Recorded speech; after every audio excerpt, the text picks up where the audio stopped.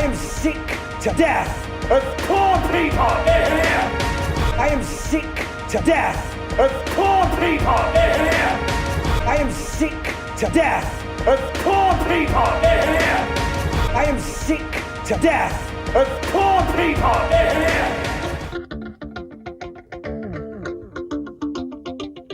You know, in a few years, these boys will be very important.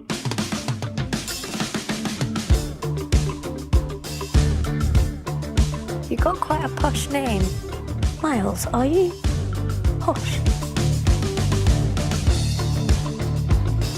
The Riot Club. The Riot Club. Hundreds of years of the best and the brightest. Over here we have a portrait of... Sir, you can't go through there. I'm so sorry. Not just offering you a club. I'm offering you a future. It's our time, gentlemen.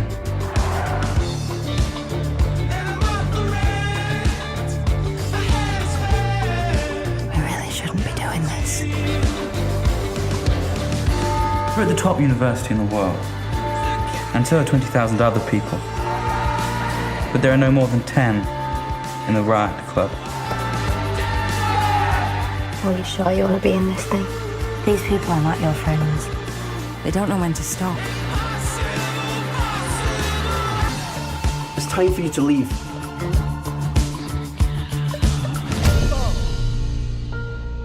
Whoops. I need your help. Ambulance, please. Something's happened. Could have just been a mistake. People like us don't make mistakes.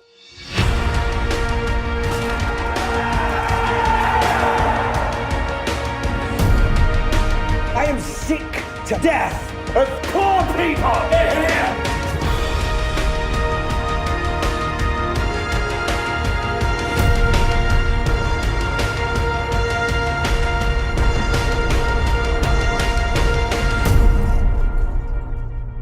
I didn't do this. Right. It's the club, right? We all did this. I don't know, Tessa, if you feel a lot better with that little pat on the head you got from Ian, but there are people in this country, 13 million people, who are now below the poverty line. 1 million people in one of the richest countries in the world face the indignity of relying on food banks. My full-time job is actually in mental health. I have seen myself how people have become suicidal. I have had to counsel people who have lost their loved ones, who said they did not want to be a burden on their own families because the support has been taken away. These are very, very real issues. And it's been done in the name of austerity, and we've had this drive of people being called scroungers, when actually half the people on benefits are pensioners. Our pensioners in this country are not scroungers. And the Liberal Democrats in this, because you answer your own questions all the time. And 60% of people claiming benefit are in work. Yes. It's because the wages are not paying enough Did you say to feed their 30 million families. people are below the poverty line? 13 million 13. people. Can you... 1 million people. And yet I'm sitting next to Ian Duncan-Smith, who quite happily labels the poor people as scroungers. I've never labelled them as scroungers. I have never labelled them as claim scroungers £39 just for a breakfast, No, like we you can't label- afford your no, own breakfast, no, I haven't when you paid live on your £39 wife's for a estate and have breakfast. taken £1.5 million Honestly, of taxpayers' money, what a load of that's old what I nonsense. call What a scroungers. load of old That's what I nonsense. call scroungers. All right. All right, well, OK, Sama, well, you had... The Riot Club, is that how it really is? Bullingdon set, Cameron, Boris Johnson, Clegg, I'm not sure about Clegg.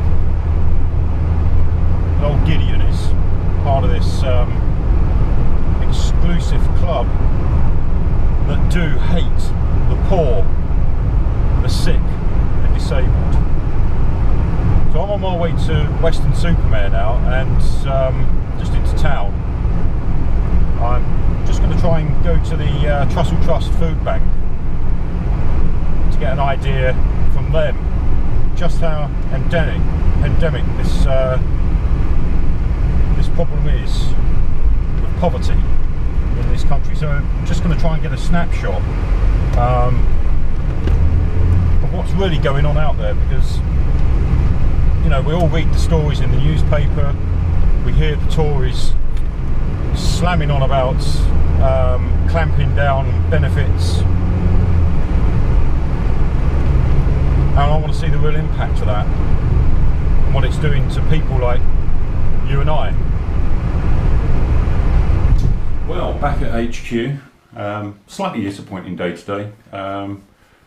Arrived at the food bank this morning as it opened, and unfortunately only the assistant manager was there, and they have to go through all sorts of hoops to get interviews arranged.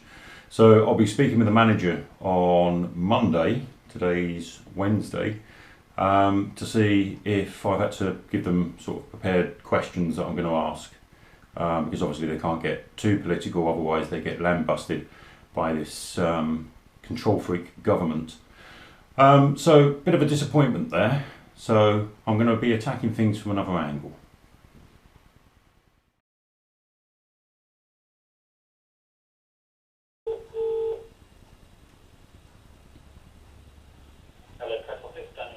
Oh, hello there. I wonder if you can help me. I'm trying to find some information with regards to some statistics that were carried out in 2011-2012 to do with claimants leaving ESA between January and November of 2011 with recorded death rates. I'm trying to track down any statistics on 2012-2013 and from 2013 to date. I'm calling from SBN. My name is Mike West. I'm just doing a recorded piece here on deaths from claimants leaving ESA. I'll take you through to my colleague just across the office, Victoria. That's all right. She's looks after that area of policy. Victoria, you say her name's? Victoria. Yeah. Thank you very much. That's great.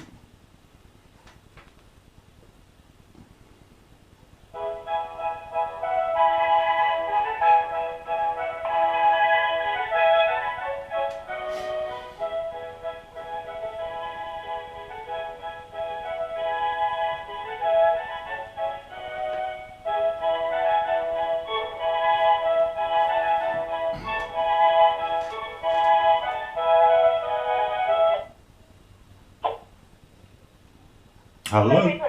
Oh, hello, Victoria. My name's Mike West. I'm calling from SBN. I'm just looking for some statistics, really. Wonder if you can help me. There was a report compiled by David Green, which released results of deaths that happened between up to 6 weeks after claimants leaving ESA. Now I've got results here for 2011 to 2012. I'm just trying to track some statistics down for the subsequent years, 2012 to 2013, and any information that you may hold from 2013 to date. Yeah, we haven't published any stats actually on that yet. Ah, right, so there's no stats for 2012, 2013? No, I don't think so. I can double check, but I think those are the last ones. Could you do me a favour, Victoria? Could you check just to see if there are any for 2012, 2013? Yeah, sure. That's Where right. are you calling from, sorry? SBN. STN. Yeah. Okay. Yeah, no, yeah, I can double check that for you. Thank you very much. That'd be much appreciated. What number are you on? You can call me on 07411. Great. Okay. Yeah, I'll come back to you on that. You wouldn't be able to have a quick check now, would you? I will be able to come back to you by the end of today, I would have thought. Okay, if you could, that'd be much appreciated. Yeah. Okay, no worries. Thanks very much. Thank you. Thanks, bye. Bye. Well, let's see if they do. I don't think they will. Now, they are going to say to me that they stopped recording deaths, numbers of deaths, from 2012 onwards, because obviously the numbers are increasing. But I'm not going to let it lie there. I want to know why these numbers are not being recorded. Now, my next port of call, which I've got here on my long list to do, this is turning out much bigger than I thought it was going to be this. I was going to keep it a short documentary, but it's going to turn out a little bit more. Now, I'm contacting the local MP for Weston-super-Mare with regards to the Trussell Trust, the local bit I'm doing. His name's John Penrose, a Tory. I'm going to contact his press inquiries, which is Roger Williams. I've also got the United Nations. I tried the number in the UK, which is the United Nations Association of the UK. But they only provide information to schools and public authorities, so I found that quite confusing, and I'm going to have to phone their New York office. So now it's 12 o'clock here, a bit early for that, but I'll be doing that later today. European Courts of Human Rights, also going to speak to Oxfam, and hopefully by the end of the day we're going to get a reply from the DWP. I'm not holding my breath, but if we do, I'll add it in.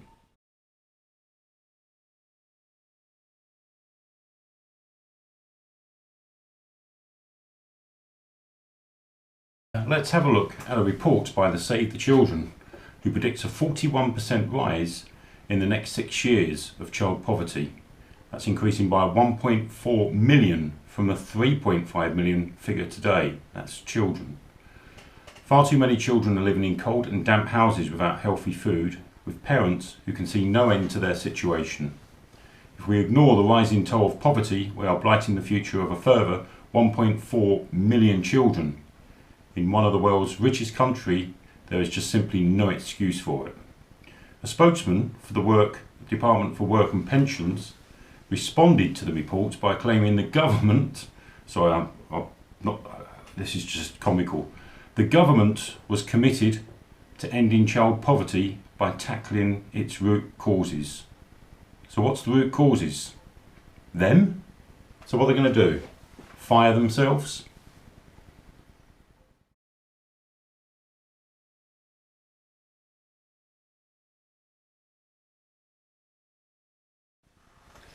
And talking of Tory hate for the poor, the sick and disabled, things are really becoming blatant now. In this report, that Oxfam received Tory threats. Britain's leading charity is facing an inquiry, another one, by watchdogs after launching an extraordinary attack on the coalition's austerity measures. Oxfam infuriated Conservative MPs, the Bullingdon Boys, by unveiling a mock film poster on Twitter accusing the government of creating a perfect storm involving high prices, unemployment, zero-hour contracts and childcare costs. That's forcing more and more people into poverty. Charities are banned by law from political campaigning, and the Tory MP Conor Burns said he asked the Charity Commission to launch an urgent investigation. A government source rejected the claims by Oxfam. He said, "I think they'll find unemployment is falling and that we've taken action over zero-hour contracts." And there was a childcare bill in the Queen's speech, which, by the way, is going to make it easier if you are so-called psychologically harming your child. Well, the Queen's speech said it'll also offer tax-free childcare to parents with kids under 12 by autumn 2015.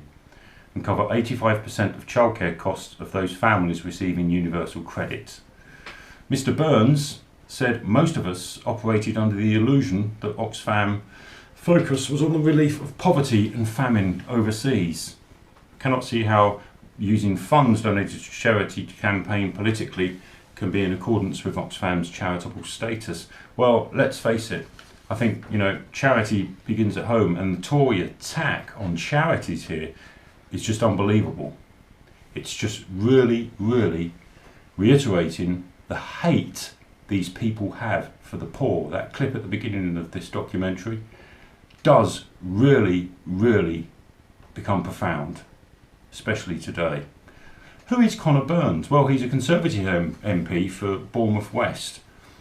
And just looking at his voting record here, he voted very strongly for a reduction on spending on welfare benefits. He's spoken only in 7 debates in the last year, which is well below average amongst MPs. He received answers to 10 written questions in the last year, again below average for most MPs. He voted 75.05 of votes in Parliament, with his affiliation of being average amongst MPs. People have made one annotation on his MP speeches, below average amongst MPs. So that's Mr. Burns.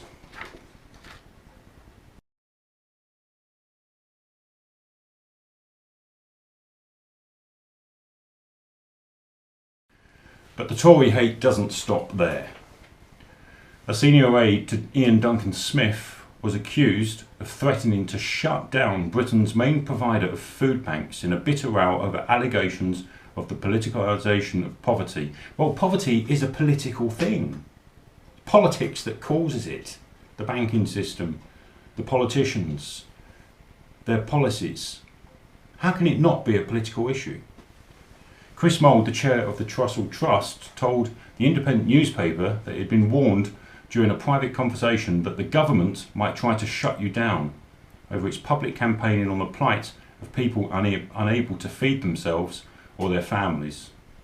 While Mr. Mould would not reveal the identity of the person concerned, the independent newspaper understood from sources that it was the Conservative MP Andrew Sellis, Parliamentary Private Secretary to Mr. Duncan Smith, the Work and Pensions Secretary. Let's have a look at Mr. Ian Duncan Smith. Now, figures quoted by the Department of Work and Pensions have yet again been disputed by the Statistical watchdog. They are the latest misleading stats on benefits quoted by the government to support their welfare reforms. This time, Parkinson's campaigners have taken issue with the department, saying that half of the decisions for disability living allowance were made on the basis of a claim form alone without supporting medical evidence. The real figure is closer to 10%. And the body overseeing national statistics in the UK agrees. Jackie Long reports. A vision for radical reform built on hard facts. That's the claim. But the figures used by Ian Duncan Smith and his government don't always seem to add up. He claimed, already we've seen 8,000 people who would have been affected by the benefit cap move into jobs. The UK Statistics Authority said, unsupported by official statistics. Using DWP figures, the Tory chairman Grant Shapps claimed nearly 1 million people on incapacity benefit had dropped their claim rather than face tough new tests. The UKSA said, the figures appear to conflate two sets of statistics. The actual number of people who'd taken themselves off benefit was closer to 20,000. Such was the concern, the Work and Pensions Secretary was asked to explain to MPs his claim that the benefit cap was seeing thousands go back to work. I believe to be the case that those people are going back into work hugely to do with the fact that we're introducing the cap. That's my belief, but they've said that that should remain as a flat statistic. And now this. The government's claim that more than 50% of decisions for disability living allowance were made simply on the basis of a claim form without any additional medical evidence. Well, the Statistics Authority said that was ambiguous and had not been rechecked by the department. A more accurate figure was just 10%. Donna O'Brien from Parkinson's UK submitted this latest complaint to the Statistics Authority. The real figures suggested that people were having to do a bit more than simply sign a form, as it was often said by the government. Absolutely. I mean, they were getting evidence from their neurologists, their Parkinson's nurses, their GPs, occupational therapists. Some were going for an assessment as well. So it's wrong to portray people as if they just had to fill in a claim form and then the benefit would magically appear. Because in your view, that wasn't true? It wasn't true, no, absolutely. This is not just a recent blip. As far back as 2011, the Work and Pensions Select Committee warned the DWP and the wider government that it needed to take more care when releasing and commenting on benefit statistics to make sure that media stories about people on benefits were accurate. 3 years on, and the question now being asked is, are these problems with statistics down to incompetence or a willful attempt to mislead? The Department for Work and Pensions says the Statistics Authority has only written to the DWP on a small number of occasions and they've taken on board their suggestions. But those scrutinising the department says much more needs to be done to make sure the way the figures are presented doesn't lead to an unfair portrayal of those on benefits. We have been critical of the way that the DWP has published statistics and hasn't made it clear the different types of benefit that they're talking about, or indeed they haven't contextualised the statistics properly so that it's allowed others, perhaps for whatever political reason, to make a political point with statistics which is actually a false point and has led to a lot of unrest and unease, particularly amongst disabled people. Ian Duncan-Smith says the figures show his reforms are necessary and they're working. He has yet to convince everyone that that's what the numbers are saying. Well, we asked Ian Duncan-Smith or any other minister from the Department for Work and Pensions to come on the programme tonight, but no one was available.